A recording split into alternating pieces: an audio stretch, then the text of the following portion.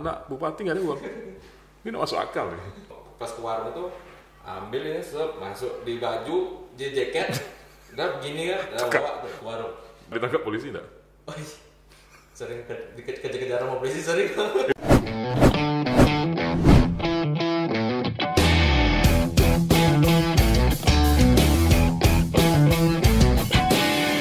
Selamat datang di dunia nyata karena ini bukan mimpi. Muhammad Andri. Terima kasih. Gimana kabarnya bro? Sehat? Sehat, alhamdulillah Pak. Nah, jadi apa nih aktivitasnya sekarang nih? Kalau sekarang ya pertama kan jelas saya sebagai sekarang sudah menjadi sebagai ketua Karang Taruna ya. Kemudian juga di satu sisi juga saya bekerja juga profesional gitu. Oke. Ini luar biasa nih, podcast Bunga Mimpi didatangi oleh salah seorang anak Gubernur Riau. Wow, luar biasa sekali. Nah, Bung Andri, mungkin Karang Taruna Riau ini kan menjadi salah satu organisasi yang sempat kemarin itu agak sedikit kurang terdengar gaungnya. Nah, sekarang ini gimana nih? Apa yang Bung Andri sendiri inginkan supaya Karang Taruna Riau ini bisa kembali berjaya? Kalau saya inginkan bagaimana kan, karena gini, kalau saya pribadi itu apapun yang organisasi saya pegang itu saya wajib punya kenangan di situ. Oke. Punya kenangan. Jadi sekarang dulunya kan juga Karang Taruna sempat hilang lah. Benar ya. Hilang sebetulnya. Saat ini juga alhamdulillah sudah mulai ada lah gaungnya. Karena dan apalagi sekarang kayaknya sepertinya Karang Taruna yang masih satu. Iya. Ternyata sudah dualisme semua. Ya, iya betul. Dan sampai saat ini pun juga ternyata pemilihan untuk ketua Karang Taruna baik itu kecamatan, desa maupun kabupaten itu udah seru sekarang. Untuk temu karyanya. Yeah. Udah mulai seru karena sudah dilihat sekarang Karang Taruna itu seksi bahasanya. Benar, ini sempat dilihat beberapa artikel media nih, sudah banyak kegiatan-kegiatan dilakukan oleh Karang Taruna. Di baliho-baliho juga ada. Yang paling saya ingat itu adalah kata-kata Bung Andri. Bro Andri pernah ngomong, untuk memulai suatu hal yang besar itu harus dimulai dari hal yang kecil. Nah, ini bisa dijelaskan nih, apa sih yang mau kita buat ini? Sesuatu yang kecil itu yang nantinya bakal menjadi besar itu. Kalau hal kecil sebetulnya bukan hal kecil ya, tapi dimulai dari mimpi dulu. Oke. Mimpi di mana kita kita bisa berbuat untuk masyarakat banyak. Gitu. Dan kemarin juga kami pernah juga melakukan sebenarnya kami tujuannya itu adalah membagikan sembako. Pada saat pembagian sembako itu kami menemukan salah seorang lansia yang sudah terkapar, tidak bisa apa-apa lagi di rumah. Dan situasi pada waktu itu juga sedikit ada mukjizat juga lah. Karena pada waktu itu kami memberikan sembako itu tempatnya agak ke dalam, masuk ke dalam lagi. Yeah. Itu di pinggiran Sungai Siak. Oh, di daerah Pekanbaru. Daerah Pekanbaru. Oke. Pekanbaru di daerah tepatnya di mana tuh, di dekat kawasan Rumbai. Oh, Rumbai Pesisir. Iya. Nah, di situ tepatnya Palas. Iya, oke. Pesisir Palas. Dan waktu itu kondisi kami menelusuri untuk pembagian sembako itu hujan. Tapi pada saat kami tiba di tempat kediaman beliau, itu langsung hujannya berhenti, Bang. Waduh. Hujannya berhenti. Sama sekali nggak ada hujan, kering. Tapi setelah kami keluar dari situ mulai hujan lagi. Artinya ini suatu yang cukup di luar nalar begitu ya? Ya, memang sedikit. Kami pun bingung juga kok bisa hujan sampai sini berhenti ya. Dan kami juga ya karena memang tempat posisi agak ke dalam juga, aksesnya juga lumayan licin juga untuk mobil yang tidak 4x4 ya. Dan itu pada saat di situ kami meninjau, awalnya kami kira tidak ada orang. Tapi kami coba keliling, ada ternyata, tapi ada di dalam orangnya, dan orang posisinya juga kapar.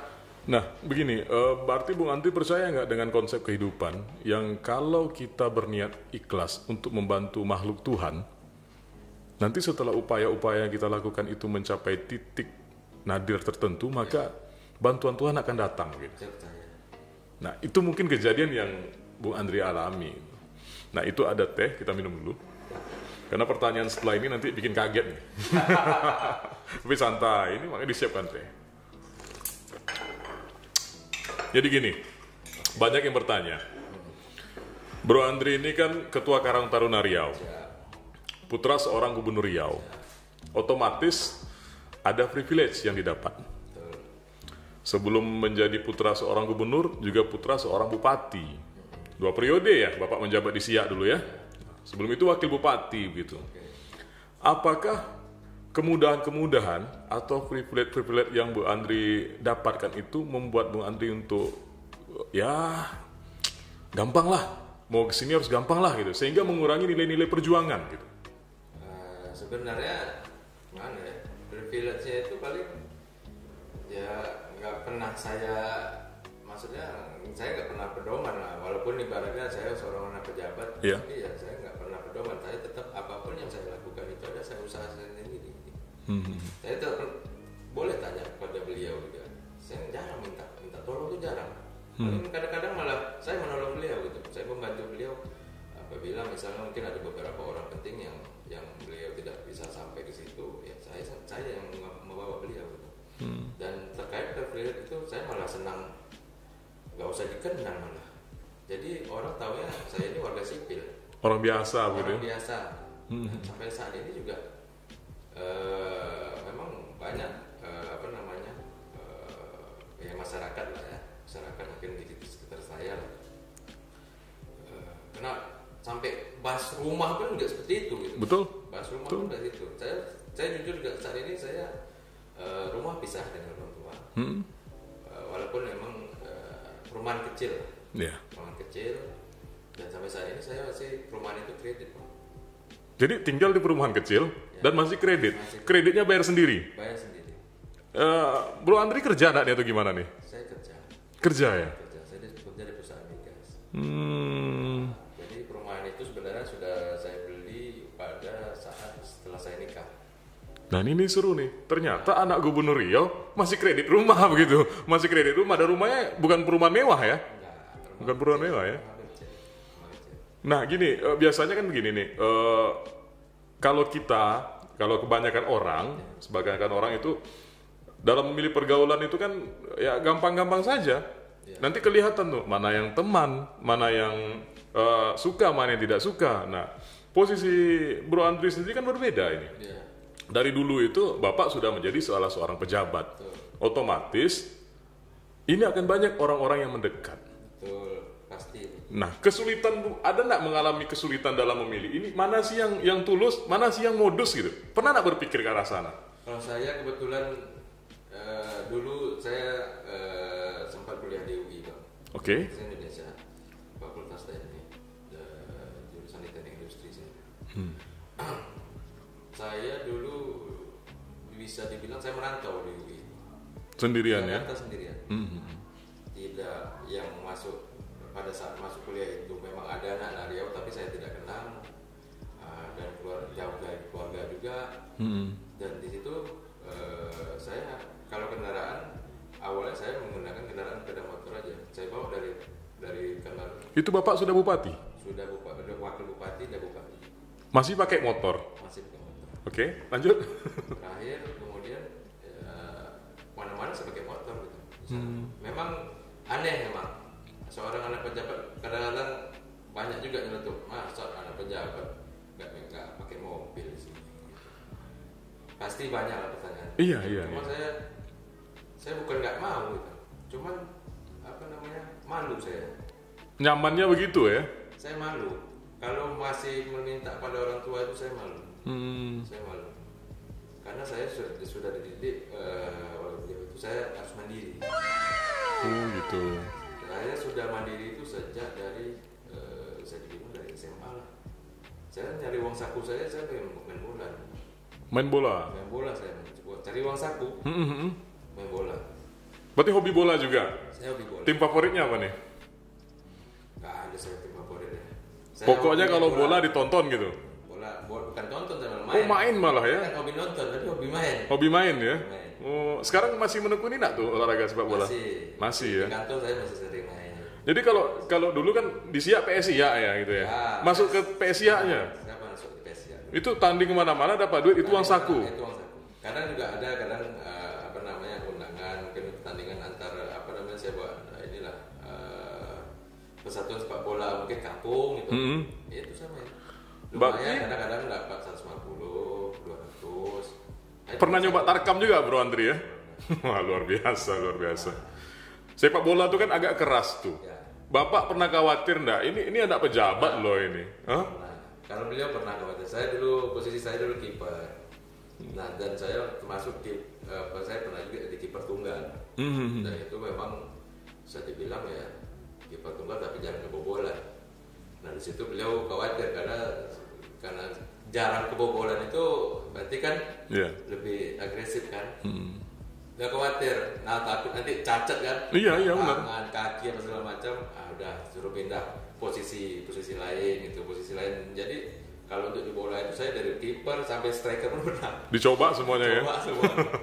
Luar biasa. Nah, kalau di rumah sendiri, kalau lagi ngobrol sama bapak itu sosoknya seperti apa sih? Kalau orang tahu kan Pak Samsuar itu kan orangnya ya santai begitu kan, kelihatan lembut. Apakah beliau di rumah juga lembut? Atau agak keras sama anak-anaknya? Kalau beliau dalam mendidik anak emang agak sedikit keras.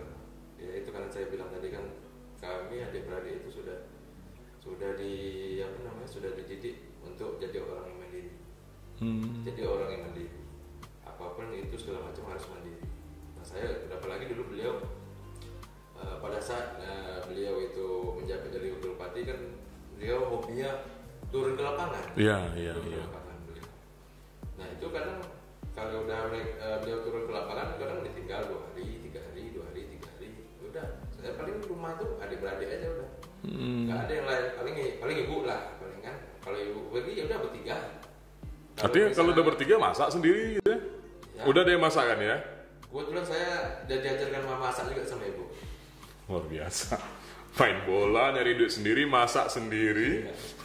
Ya walaupun cuma nasi goreng lah. Iya itu udah mantap itu. Lah, si Iqbal itu masak air hangus loh itu. Masak air aja hangus dia tuh. Jadi udah, ya tetap biasa mandiri loh. Terbiasa mandiri ya. Sampai pun pada saat kuliah juga kadang saya malu juga meminta anak ya kita kan mainnya pasti kirimannya bulanan kan. Iya. Kalau misalnya belum nyampe jadwal kiriman sudah habis duluan, ya nggak mau lah. Saya juga pernah nggak makan seharian. Tunggu dulu, nggak makan seharian ini karena apa ini? Kena puasa atau bagaimana? Nggak ada uang lagi. Nggak ada uang. Nggak ada uang lagi. Anak bupati nggak ada uang. Ini nggak masuk akal nih. Kan tinggal minta, Pak, kirim Pak. Iya harusnya. Cuma saya malu Pak. Oh gitu ya. Itu kejadiannya kapan itu? Awal-awal masih mahasiswa. Mahasiswa ya. Merantau sendiri, nggak ada uang, nggak makan gitu. Ya. Malah pengganti makannya malah ya karena perokok kan. Iya. Nah, itu jadi kadang-kadang kan kita kalau belanja itu kan pasti ada pembelian 100, 200, 500. Kan dulu pernah juga ada 50 kan. Benar, masih berlaku uang 50 dulu, iya. Itu jadi setiap kembalian kecil-kecil uang koin itu saya kumpulkan tuh masuk ke dalam botol aqua 1 liter. Ini trik anak kos ini paham betul ini. betul. Kita pengalaman ya, betul ya. Kumpulin ya kan. Dalam botol. Iya. Nah, ini juga ada lagi nih rokok. Kalau mau makan memang 2 hari lagi dikirim. Iya. Dikirim. Cuman kan aduh, ini lagi macam mana lah ini kan. Memang ada beberapa ya sempat juga lah nyisipkan beli kue gitu masukkan toples gitu kan. Cuma kalau untuk makan berat nggak bisa gitu. Jadi udahlah mau beli rokok itu kumpulin tuh. Dihitung lagi kan? Hitung. Jadi satu meja tuh penuh tuh uang koin semua kan. Kumpulin semua jadi mau pas ke warung itu ambil ini masuk di baju di jaket udah begini kan udah bawa tuh ke warung. Antar beli rokok sebungkus ya. Jadi waktu itu cukupnya buat beli jarum super. Mau nggak mau sebenarnya kita iya. sempurna kan. Tapi saya cukup buat jarum super. Jarum super 2 Udah ke warung tuh, nih Mbak. Ya semuanya ada dulu harganya 7.000 apa 6.000 tuh. Ini 6.000 nih Mbak. Jadi Tapi kalau nggak percaya itu mah. pernah merasa susah juga ya, pernah merasa susah rupanya. Jadi ini kalau seandainya uang itu tidak diambil di rokok dan tetap dikumpul begitu, bisa beli motor loh itu pakai uang koin itu, dan viral. Ada yang viral kan, beli motor ya pakai uang koinnya. Iya, yang bikin berita enak, media dapat, oh ini keren nih beritanya bikin viral. Yang tukang hitung duit ini yang repot. Nah, Bu Andri, pernah nggak mengalami fase-fase titik terendah dalam hidup? Ini kan orang mengira nih anak pejabat itu pasti senang gitu. Pernah. Tapi kan nggak mungkin begitu kan. Yang namanya hidup pasti ada masalah, apapun itu namanya. Pernah. Mungkin bisa berbagi cerita? Pertama itu tadi ceritanya. Iya, sempat nggak makan gitu ya. Iya. Yang kedua, ya pada saat pilgub kemarin itu memang rekening itu nol. Habis ya. Habis nol. Saya memang beliau udah bilang kalau kita ikhtiar ya. Iya. Udah ikhtiar, ya udah. Semua aset hampir semua lah. Setengah aset saya jual semua. Saya jual. Hampir lagi jual mobil. Sama gade ke rumah. Cuman istri lah yang menahan jangan buat anak ya kan. Di saat itu memang kebetulan istri juga yang dukung lah kan. Dukung. Beliau bilang ya udah kita tahan dulu. Dan kami mana ya tentu udah ada anak, tetap prioritas tetap anak. Oh gitu ya. Saya pun ya mengurangi makan lah. Pagi nggak makan sarapan. Paling makan siang. Sampai segitunya perjuangannya ya? Kalau saya tipikal bang, biarlah saya menderita, asal jangan anak istri yang menderita. Berarti sangat dekat dengan keluarga ya? Punya bapak seorang pejabat, dan di keluarga pejabat itu otomatis hujatan-hujatan ataupun dukungan-dukungan itu pasti ada. Dia berimbang. Banyak yang suka, banyak yang benci. Apalagi di zaman sekarang, medsos berkeliaran, informasi berseliweran. Tidak akan sulit untuk melihat, membuat berita-berita hoak atau bagaimanapun. Nah, hujatan-hujatan yang datang ke Bapak itu pernah membebani Bro Andri sendiri nggak? Atau bagaimana cara menyikapinya kalau kondisi begitu? Kalau hujatan-hujatan itu pasti lah, membebani diri lah. Yang jelas kan ya siapa sih yang terima orang tuanya seperti itu kan. Apalagi kita tahu orang tua kita nggak seperti itu. Dan kadang juga hujatan itu bukan karena beliau juga, saya kan juga pernah dihujat-hujat juga. Sampai keluarganya pun kena ya? Iya, itu. Sampai saat ini pun saya masih ada juga yang menghujat-hujat, yang mau menjelek-jelekkan saya gini, saya gitu, pokoknya macam lah. Ya, cuman saya pikir, ya, saya kan nggak ada buat kayak gitu. Sedangkan saya sendiri, kalau saya ibaratnya, kalau ya tadi seperti abang bilang juga, kalau seorang anak pejabat itu pastilah ya, pasti nggak mungkin susah. Hampir sebagian besar pasti begitu. Nggak mungkin susah. Iya.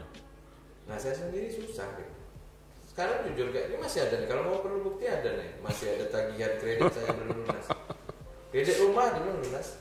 Prediksi ya mungkin sekarang anak kelas 1, paling ya anak kelas 3 nggak baru lunas. Ya, setidaknya cerita kita hari ini membuka cakrawala yang nonton nih. Bahwasanya tidak seperti yang mereka bayangkan loh. Tidak segampang yang mereka pikirkan, tidak semudah yang mereka harapkan begitu. Karena konsepnya yang namanya hidup pasti ada perjuangan di situ. Nggak mungkin ini gampang, ini gampang, ini gampang, ini gampang, nggak mungkin, nggak seperti itu sih. Nah ini yang belum banyak dipahami oleh sebagian besar orang. Mindsetnya kan ketika melihat ini pejabat nih, pasti dapat berbagai macam kemudahan. Ternyata kan tidak seperti itu. Bung Andri sendiri pernah nggak makan katanya, sampai ada tunggakan dan lain sebagainya begitu kan. Memilih gaya hidup begitu stres nggak?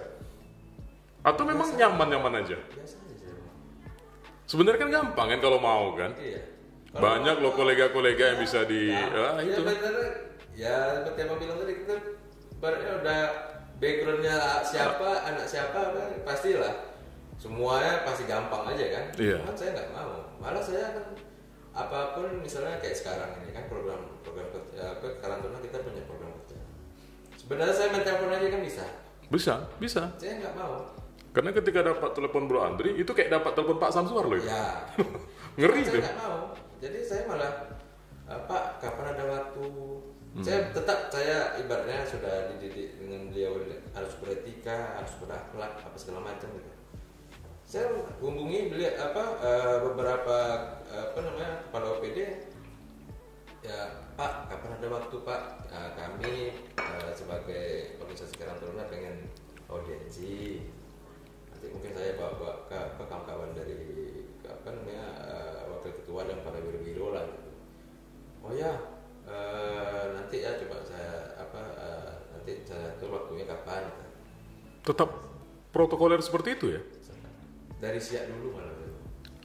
Dari siap dulu lagi saya. Oh artinya nggak bisa seenaknya Pak, mau jumpa Pak, nggak bisa gitu ya?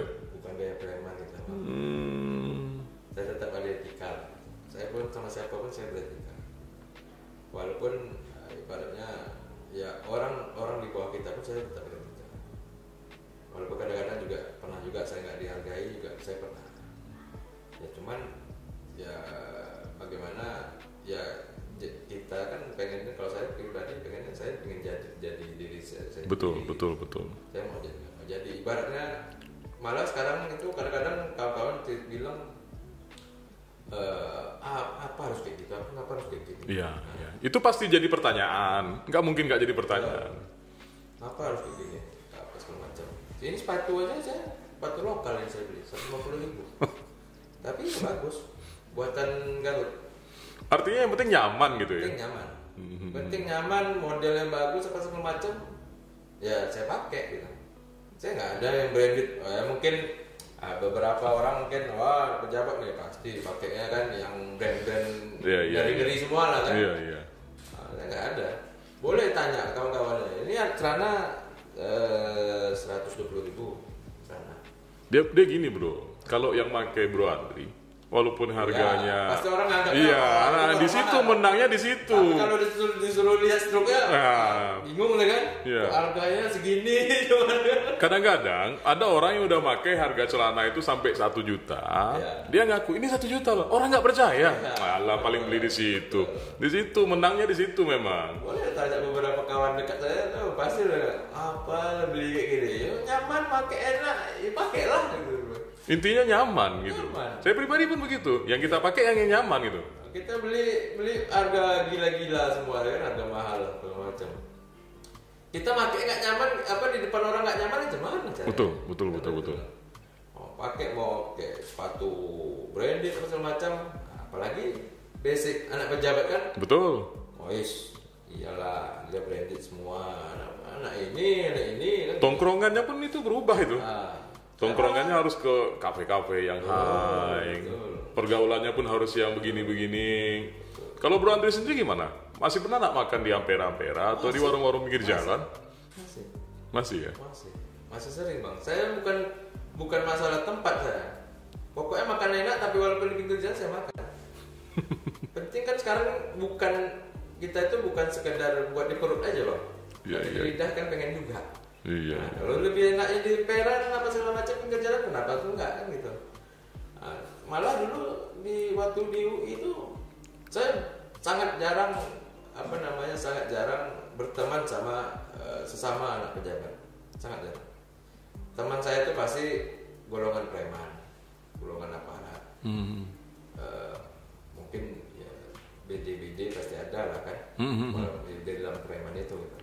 Cuma saya kan mereka tahu saya punya batas. Betul. Bisa masuk batas saya. Iya betul. Mereka paham. Ya makanya alhamdulillah selama saya di sana saya nggak pernah diganggu. Kalau ada pun yang mengganggu saya, yang ini yang turun. Yang ini yang turun.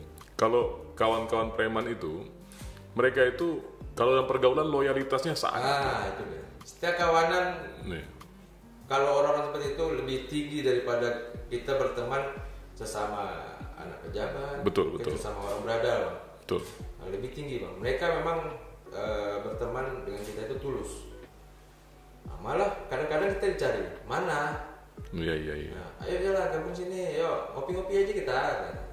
Ayo ngopi ngobrol kan gitu. Udah kayak gitu aja udah. Nah ini harus dilihat, harus didengar nih sama yang mereka yang masih terpenjara oleh fashion, oleh mode, oleh branded, oleh merek itu banyak tuh.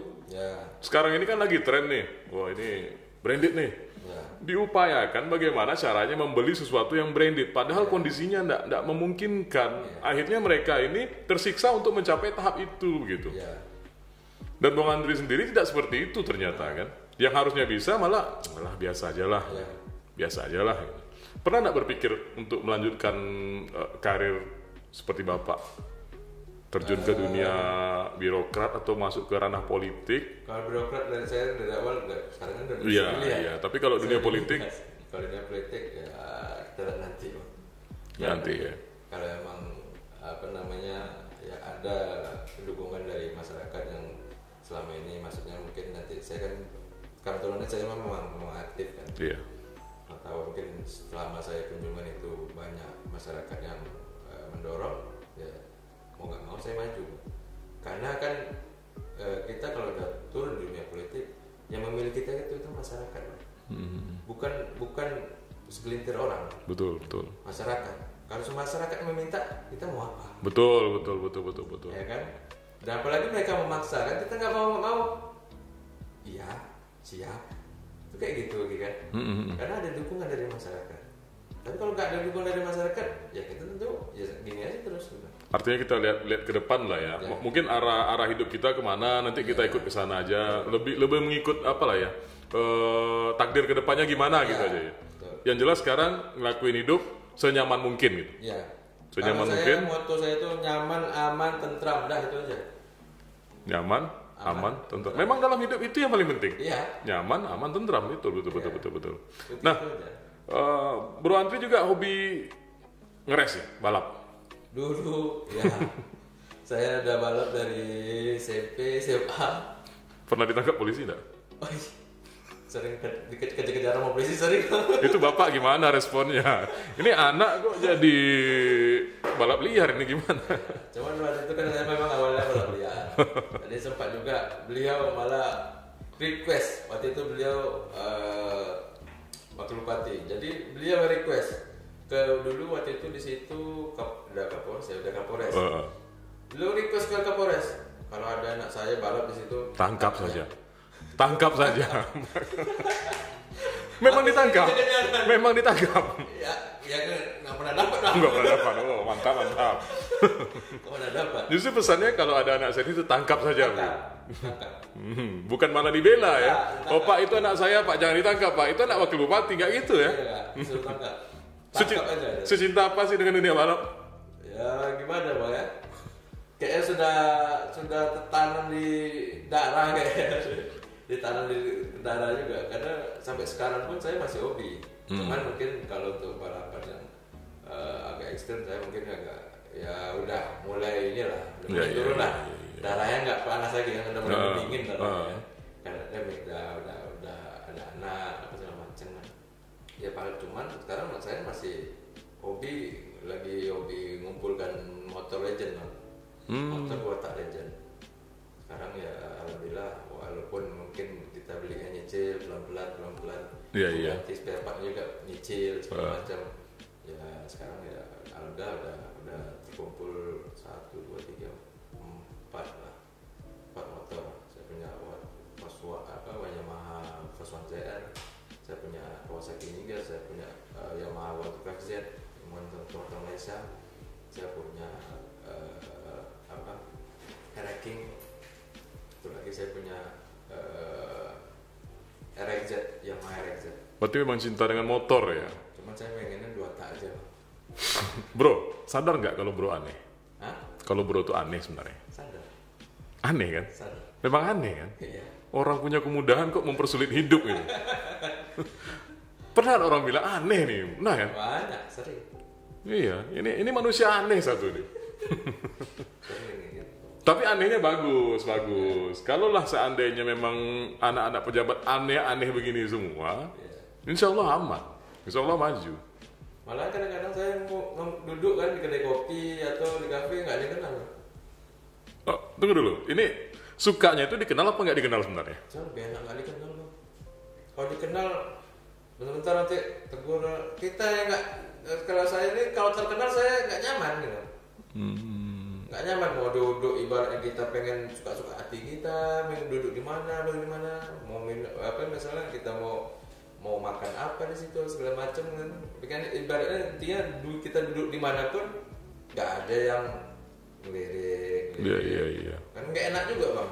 Duduk lagi ngopi atau lagi ngeteh, lagi makan gitu. Ditengokin. Sok kenal, sok dekat gitu ya. Nah, nanti tiba-tiba kan kita nggak kenal dia sok dekat kan gitu. Iya, memang begitu modelnya. Nah itulah memang apa ya, kehidupannya emang aneh. Orang yang biasa hidup di kota, itu jenuh dengan kehidupan kota, pengen liburannya ke kampung. Nengok alam, nengok hutan, nengok sawah. Orang yang hidup di kampung, yang biasanya melihat sawah, hutan, air terjun, itu jenuh mereka di sana. Pengennya nengok kota. Kalau liburannya main-mainnya ke mall. Main-mainnya, pokoknya yang suasana ramai lah, memang begitu. Ada orang yang tidak terkenal, mati-matian pengen terkenal. Ya, banyak. Apapun dilakukan bisa terkenal. Kalau nggak bisa lewat jalur prestasi, lewat jalur kontroversi, banyak. Ada orang yang memang seharusnya sangat mudah terkenal, memilih untuk tidak terkenal. Gitu. Ya. Jadi kalau Bro Andri sendiri memahami kehidupan itu seperti apa sih sebenarnya? Kehidupan itu yang Bro Andri pahami sejauh ini apa sebenarnya poin kehidupan itu? Ya tadi bang, moto saya tadi gitu. Saya pengen kehidupan nyaman, itu nyaman aja. Aman, tentram. Ibaratnya pengen ini pengen itu nggak gitu terlalu ya? Pentingnya yang ketiga ini terpenuhi. Udah. Hidup itu namanya. Udah, hidup tuh. Bagi saya itu hidup tuh. Itulah hidup yang paling saya inginkan seumur hidup. Oke. Nah ini ada pertanyaan terakhir nih kami tanyakan kepada seluruh bintang tamu yang ada di sini. Nama program kita kan bukan mimpi. Ya. Tapi kalau ini kita kasih kesempatan untuk bermimpi.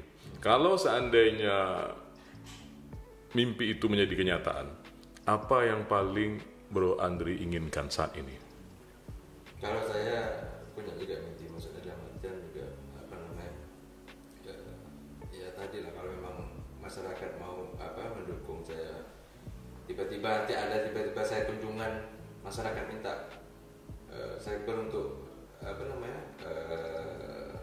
untuk berpolitik lah ya, mau nggak mau kan saya harus turun nanti kan gitu. Dan mimpi saya paling ya bagaimana di saat itu saya bisa membantu masyarakat Riau dan Memang Riau, artinya bermanfaat bagi orang lain. Karena saya memang sedikit inilah banyak kekurangan di Riau yang perlu kita bantu. Karena saat ini juga Riau sebenarnya kan adalah provinsi yang berpotensi tinggi gitu. Dan Riau juga termasuk penghasil devisa negara yang terbesar dari seluruhnya. Tapi kan beberapa daerah, beberapa provinsi malah banyak dibantu, tapi Riau sendiri ya inilah terus gitu. Saya pengennya bagaimana besok itu ya saya bisa berguna gitu. Untuk masyarakat sampai ke keluarga. Dan yang jelas untuk peninggalan di anak-anak itu bangga terhadap saya. Oke. Artinya menjadi orang yang diingat dan mempunyai prestasi. Oke, selamat datang di dunia nyata karena ini bukan mimpi. Bung Andri.